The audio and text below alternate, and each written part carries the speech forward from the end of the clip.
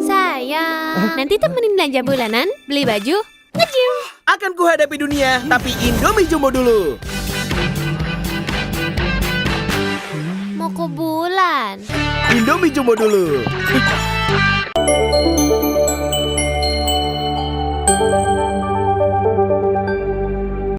Halo Sobat Sehat, selamat datang di Ruang Ngobrol Sehat.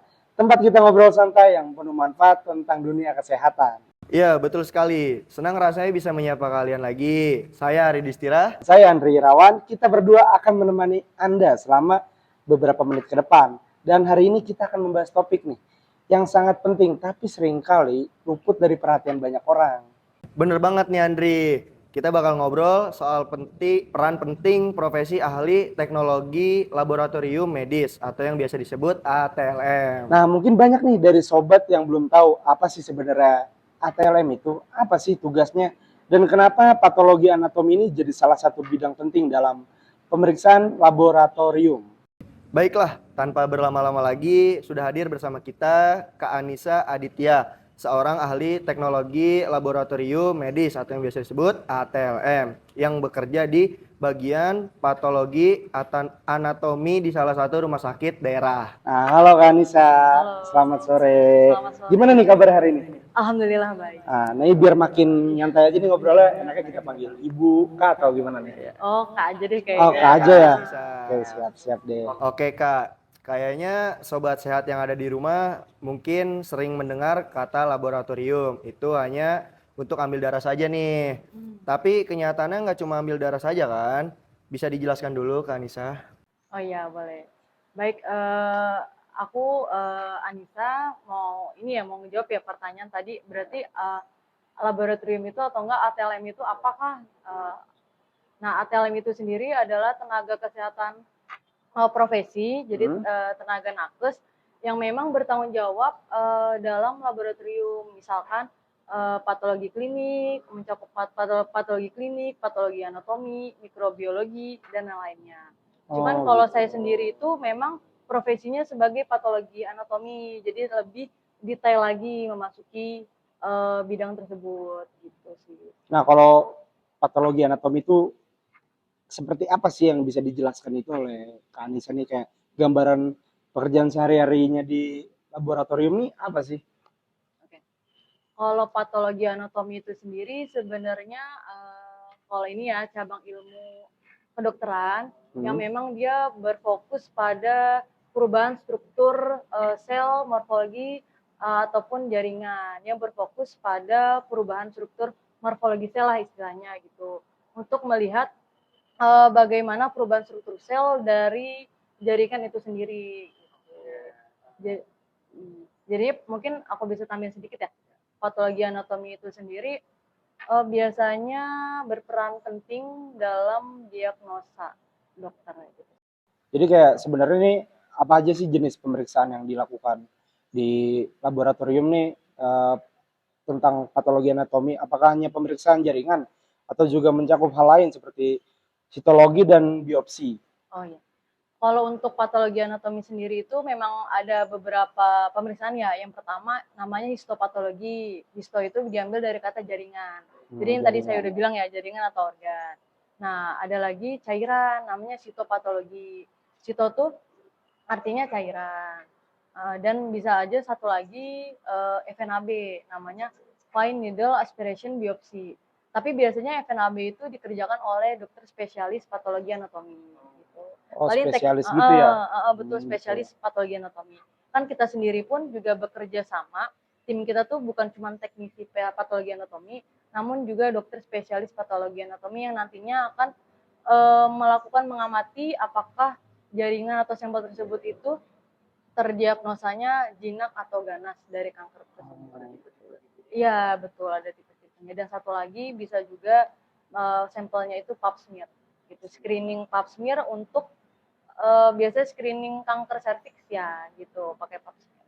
Ya. Karena kan kayak masyarakat kita ya, masyarakat Indonesia ini kayak jarang banget nih melakukan pemeriksaan dini ya. Ya, betul. Nah, itu kenapa sih Kak kayak enggan banget masyarakat Indonesia nih buat melakukan pemeriksaan dini itu? Kenapa ya?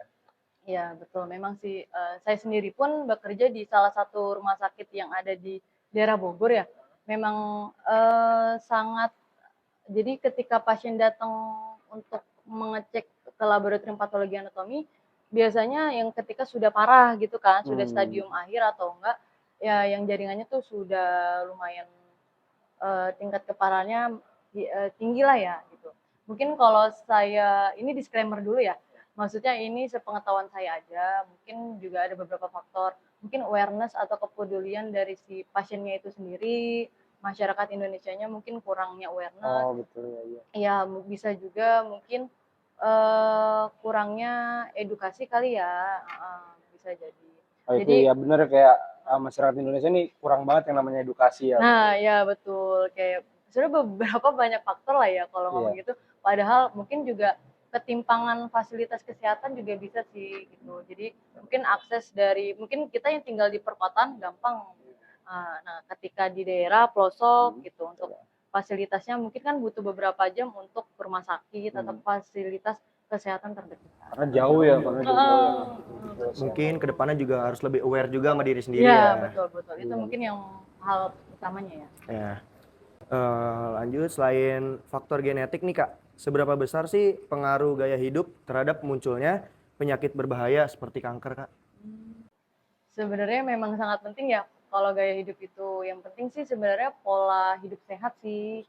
Heeh, yang pertama kan sebenarnya pola hidup sehat itu bukan menjaga makanan aja ataupun olahraga secara teratur, Iya betul. namun juga bisa misalkan manajemen stresnya gimana, ya terus kemudian mungkin bisa juga tingkat ya itu sih tadi apa namanya pola tidurnya Oh itu gitu. ngaruh ya pola tidur tuh ya? Iya Ngaruh ngaruh. banget ya. Makanya nih biasa anak-anak Nah muda iya tuh biasanya anak-anak muda kan sering banget Bener banget yang nih. begadang iya ya. begadang, minum kopi, begadang. Nah betul Nah, betul ya. ya itu sih Mbak, pentingnya pola hidup yang sehat, bukan cuma makan sehat ataupun olahraga. Oke, pola tidur juga ya. Iya, betul. Pola Pola tidurnya tidur karena ya kita lihat di zaman sekarang anak-anak muda tuh sering banget yang namanya begadang ya. iya, Betul. betul. Yang harusnya istirahat, malah. Iya, Pakai apalagi main. buat main game atau malam-malam ngopi sampai malam banget kan. Bener kan? Bener, nongkrong dulu ya. Iya, nongkrong tuh. Nah, kalau dari sisi laboratorium ini, kebiasaan sehari-hari apa sih yang sering terlihat berdampak banget gitu? Berdampak negatif ya terhadap kesehatan sel tubuh tuh.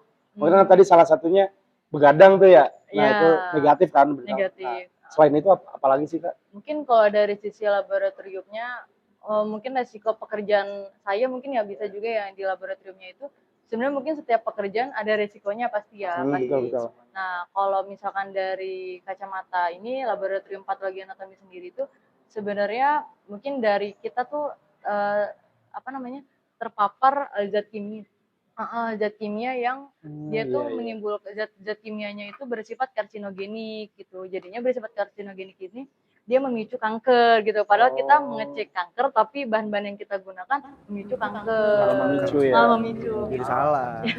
Makanya kita harus benar-benar ngejaga kesehatan tubuh kita juga, aware juga terhadap diri kita sama paling harus pakai APD yang lengkap sih. Alat pelindung diri itu sangat penting kalau di laboratorium. Gitu sih, Kak. Oke. Lalu apa saja nih Kak langkah pencegahan atau kebiasaan sehat yang bisa dilakukan sejak dini untuk menjaga sel tubuh tetap sehat nih Kak dan mencegah penyakit serius? Mungkin langkahnya ya paling pencegahan dini yang tadi sih kalau itu mungkin kalau dari diri sendiri ya itu tadi pola hidup yang sehat. Mungkin pencegahan lainnya misalkan kita bisa melakukan vaksinasi.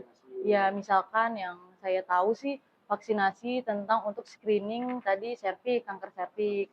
Kan bisa dicegah sedini mungkin ya Iya. dengan melakukan screening rutin. Misalkan dia vaksinasi HPV gitu kan, human papilloma virus gitu.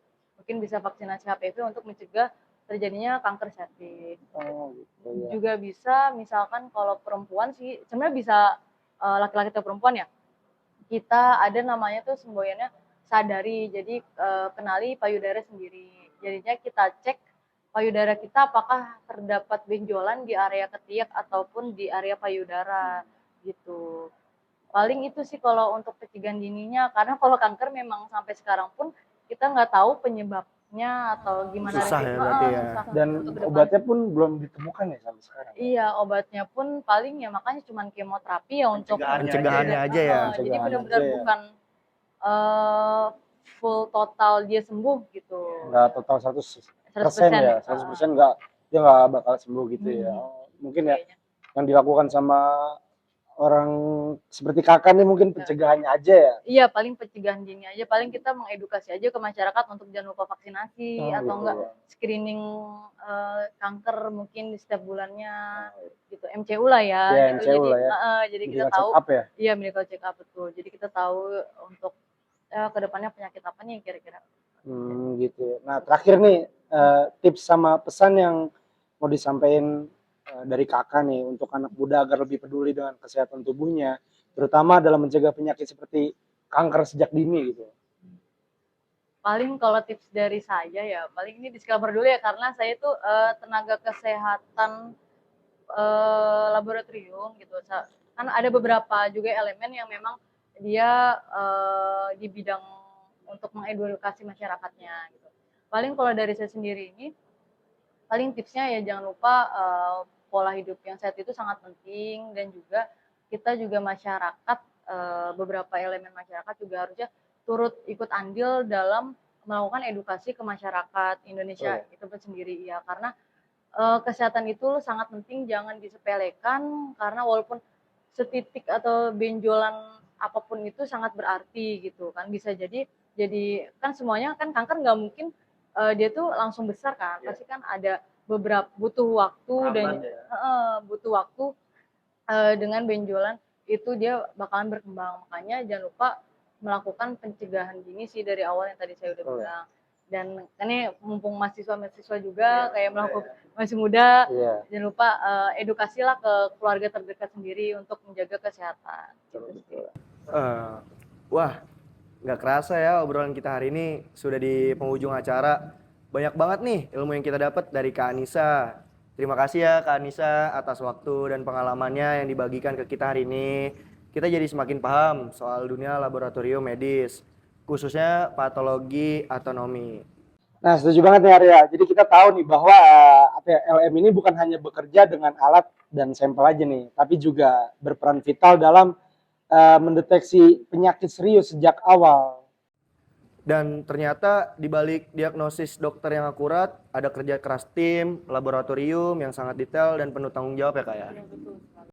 Nah, dan yang paling penting nih, paling membekas buat saya tadi tuh kayak pembahasan mengenai pentingnya pemeriksaan dini dan bagaimana gaya hidup kita sehari-hari bisa memengaruhi kesehatan sel tubuh kita. Karena ya kita sebagai anak muda juga perlu ya aware yang tadi kita bilang ya. Harus aware lah diri sendiri. Betul. Bener banget. Jadi buat sobat sehat di rumah nih, yuk mulai peduli sejak dini. Jangan tunggu sakit dulu baru diperiksa nih. Nah, betul juga tuh. Terima kasih ya sudah setia menyimak talkshow hari ini.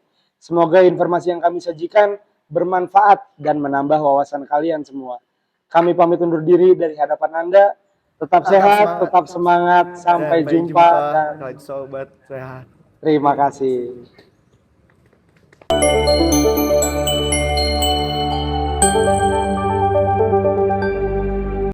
Iya tewe. Hah? Pop mie rasa Indomie goreng? Iya, Mau bang, Mau? beli. Aroma dan rasanya legend banget. Baru Pop mie rasa Indomie goreng.